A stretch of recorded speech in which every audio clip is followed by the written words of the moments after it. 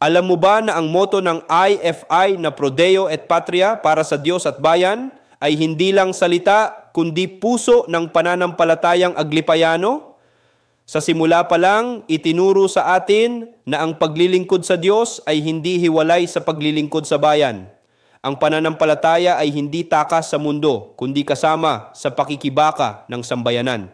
Mula nang ipanganak ang IFI sa gitna ng revolusyon hanggang sa panahon ng martial law at hanggang ngayon sa gitna ng korupsyon at pang-aabuso, bitbit natin ang paninindigang ang altar at lansangan ay parehong espasyo ng pagsamba. Ang ating panalangin ay dapat magbunga ng pagkilos at ang ating pakikibaka ay dapat nakaugat sa pananampalataya. Kaya ang Pro Deo et Patria ay paanyaya. Kung tunay ang pagsamba natin sa Diyos, dapat tunay din ang pagsama natin sa bayan sa paghahanap ng kalayaan, kaayusan at dangal para sa lahat. Ako si Bishop Tonyo, Obispong Migrante sa Europa, at ito ang Araling IFI. Magsamba, mag-aral, maglingkod